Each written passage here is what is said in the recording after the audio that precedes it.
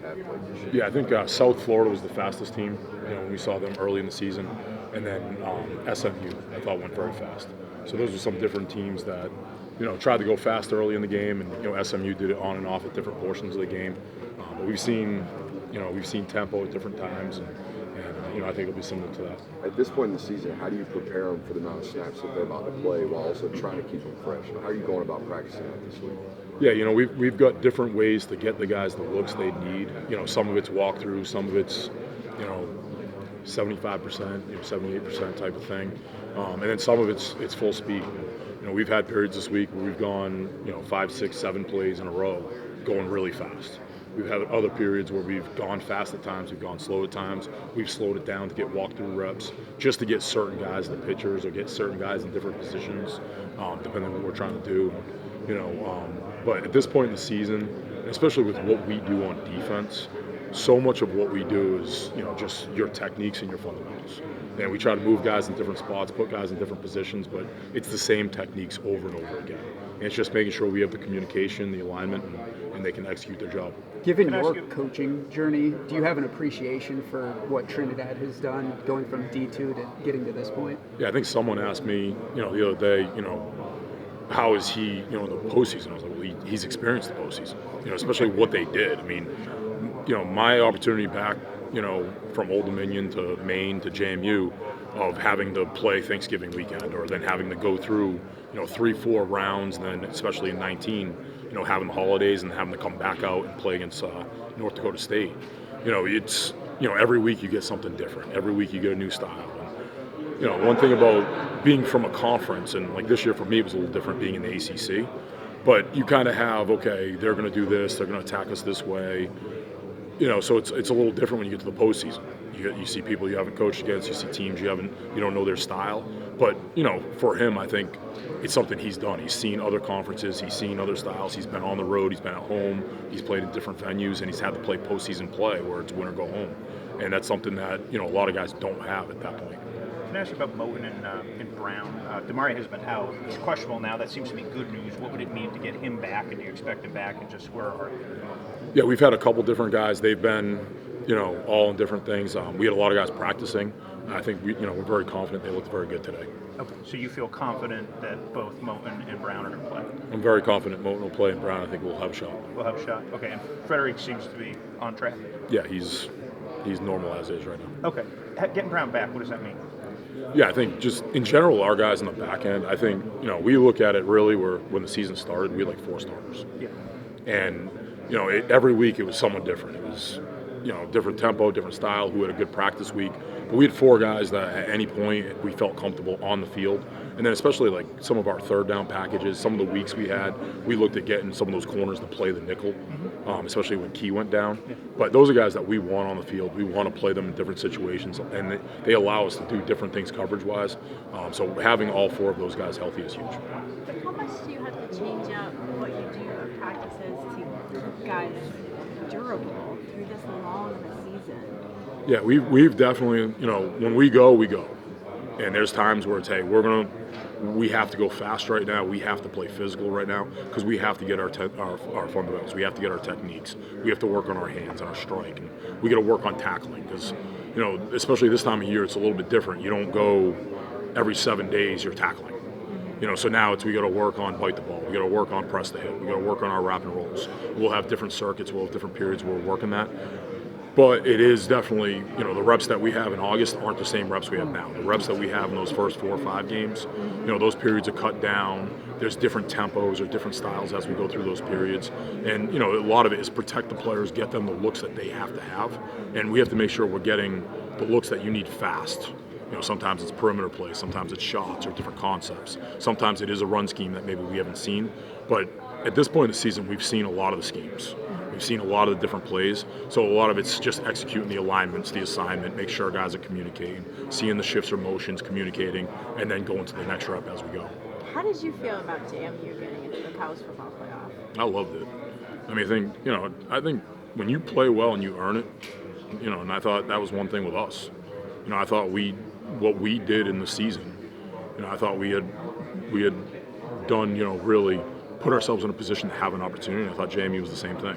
I thought they went out, they played really well during the season. They lost to a good Louisville team in a close game, and I was excited to see them get that opportunity to get into the postseason. I'm curious, from a coach's perspective, how well you guys understand or care about the process for how teams are selected. See, that's way above my head. But My job is just right. Well, but I'm like the average fan too. Like, do you understand how you got here, or for me, it's you don't care? We always put the team across from us, go out, do our job. Yeah. Have the plan to execute, put the players in the best situation, and whatever your outcome is, you never know. And that's back being in the Division III, Division II FCS world, it was win your league. Win your league, you get in. Right. And then after that, it was, okay, you need to put yourself in the best position to get in. And, there were years where we thought we were going to be in. There were other years we were, all right, what's going to happen here? And, we felt very good about it this year. We felt very confident about it this year. Corey, part of that for this game is dealing with broken plays. They get a lot of yardage just on broken plays. How do you deal with that? Yeah, I think it's a little bit of everything. It's the quarterback.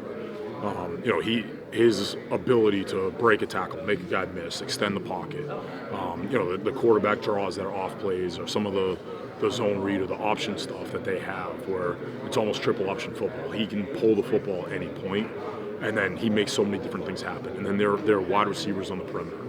The access throws that they catch, make one guy miss, and then they're out. We have to tackle very well. We have to swarm to the football. We have to contain it. And, we have to make sure to keep the ball top down in front of us, and we have to make a lot of plays in space, which is where they challenge you a lot. You may have answered it there a little bit, but Mario called Ole Miss the best team y'all face this year, including the whole season. And from that perspective, what is it about the offense that kind of makes that answer true? Yeah, I think, offensively they challenge you in a lot of different ways. They go fast. They'll change up the tempos as the game goes on. I think they have very good weapons, both quarterback, running back, and then the skill guys they have in the perimeter and the tight ends. They're very athletic. They're good with the football in space. They make you break tackles. They make guys miss. And, I just think their style of play, they use 53 and a third. They spread the field out. There's times they're on the ticks on the sideline. They spread the field out really well. They put you in space and they make you tackle. And that's what we have to do a really good job of swarming to the ball all game. I don't know that you guys have necessarily had a ton more pressures than you had early in the season. You're certainly getting home more. The sack numbers are way up the last half of the season and of course in the playoffs. How do you account for just that ability to finish a pressure with the sack? Yeah, I think we've had opportunities, and there's been games where we've missed opportunities. I thought the biggest thing, really, SMU game and in that period, I thought we didn't finish plays, and that kind of became an emphasis in practice. It's always stay away from the quarterback in practice, and I probably get yelled at a lot more because there's a lot of times we need to go finish the play. You need to get in the backfield. You need to go finish the play with the scout team quarterback, or at times like right now we're using different guys at quarterback to make sure you can work on your contain rules, you can work on your +1. In the zone read stuff, we have a dive element, we have a quarterback element, we have an inside-outside element, and we got to make sure guys go and they finish their job, and we got to make sure it's getting thudded up. So that way, in a game, a lot of times maybe it was, he's going to make he didn't make the play. It's got to happen on Tuesday, it's got to happen on Wednesday, it's got to happen on Thursday. So now when we do get to a game, and I think that's where our guys have taken that next step in practice, and I made the play, it's on film. Yeah. And I think that's where now we're finishing in the backfield. And that was specifically after SMU a thing that you really It's been all year. Yeah. And it's been one of those things where it's, some of the things we do are new. Mm-hmm. It's different, and it's almost one of those things where spring ball, quarterback's not live. Fall camp, quarterback's not live. Early in the season, we make some of those plays, we don't make some of those plays. And then it's always the one time that you miss out or you don't make the play. Now it becomes that's not going to happen again. Yeah. And that's where you've seen Virginia Tech, it happened, it got out. SMU, it happened, it got out. It's different points. Virginia Tech was later in the season. SMU was the middle of the season. Bethune-Cookman early in the year, I think, got out one time. We took a bad angle. And it's been different players. And it's almost like you learn from it, and the next time it doesn't happen again. And I think that's where I think, as the season went on, down the stretch in more of those games, more of those guys made the plays that maybe earlier in the year, we didn't take the right angle, or we didn't take, we weren't +1 on the upfield shoulder, or we didn't work the angle on the collapse to get the sack, and we got a pressure out of it rather than finishing. And now I think we're finishing a little bit more. Corey, going back to their weapons that you talked about, what's the game plan like when they have so many guys that are options? They have 5 guys with 500 receiving, the running back. Just when you're trying to take stuff away from that, how difficult or what is that challenge like? Yeah, that's, in the last couple of weeks, it's been very, very talented players, but you kind of, you had this guy's going to do this guy's going to do that. This week, there's a lot of different guys they use in different ways. And there's a lot of players at any point they can get the ball in the perimeter to those receivers. The tight end at any play is a big play threat. The back at any play. So for us, it's you can't really focus on one guy or 2 guys. You can't dial it down because they have a lot of playmakers, and it doesn't really matter which one they get to. And that's where we got to be really detailed in what our alignments are. We got to be really detailed in our communication. We got to make sure we got to be detailed on how we swing the ball and finish and tackle. You're talking about the number of guys in the back end that you felt comfortable with even early in the season. I look back at last year's team, and when they had back end injuries, it all kind of fell apart for them. How did you go about approaching that this offseason to make sure that, you've dealt with OJ being down, Deontay's gone down, Diami, that you've been able to weather the storm in the secondary? Yeah, I think our coaches have done a very good job, and really at all, the D-line and in the back end. I think they've done a really good job of preparing our players. And, one thing that we've done since spring football is it's not really this is the 1, this is the 2. It's we play our guys. Yeah. And it might be, very few guys are only with the 1s. And, I think it was like one point in the spring or one point in fall camp, West Saints with the 2s and Motoray's with the 2s and, different guys are with the 1s and OJ's with the 2s or, and to me, we don't really look at it that way. It's about, older guys playing with younger guys or, a guy that maybe communicates a little bit better with a guy that doesn't communicate well, or putting 2 guys that don't communicate well together, so now they have to communicate, or else they don't survive in that package or in that play or whatever it is.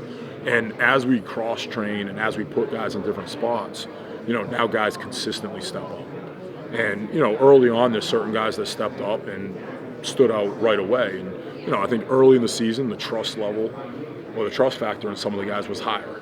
But as the season's gone on, there's been a lot of guys. And like Justin Scott, early in the season, I thought he was going to be a very good player. What he's done lately, I didn't know, is that going to happen this year? Is that going to happen next year? But he's a guy, Moten goes down, a couple guys get hurt, Blay goes down. Well, now he steps up, and now he's prepared because he played really well in the Notre Dame game. And then there were some games he played 4 or 5 snaps, and then all of a sudden he's playing 35, 40 snaps. In the back end, it's the same thing. E has made some huge plays the last couple of weeks. X has stepped up all year. What OJ did last week, I thought he played very well early in that game, and then he was down, in the third quarter. But there's so many different guys that we have in different spots that, Damari, he's played so well all year, and he's gotten better and better and better, all the way up until that Pitt game where he got hurt. So everyone's been in different spots. Everyone continues to grow, and, we had to play 2 days ago in practice. Well, Dylan Day makes a play that, he hasn't made those plays yet. And he's been a guy that's, been really good in the box, been really good at the line of scrimmage. He's done a really good job of taking the football away. And now he's starting to grow and develop, and now he's making better plays in practice. And now that confidence level, you can see he's playing faster. He's playing more confident. Bobby Pruitt. There's so many different guys, like Fitz. Fitz early in the year was more of a third down guy. Now he's a full-time, I look at him as a starter. Wherever he is in the mix, I see him as a starter. Some of those D linemen, Popo and Chase, I see those guys as starters. They've come in, they've given us so many valuable reps, but it's because they're constantly playing on teams, they're constantly getting put in different situations. They've had to step up through the season. So, I don't know exactly what point it is for every guy, but every one of them has kind of gotten that confidence, and they've gone into a game, seen success, and I think that's what's helped create our depth as we've gone through the season.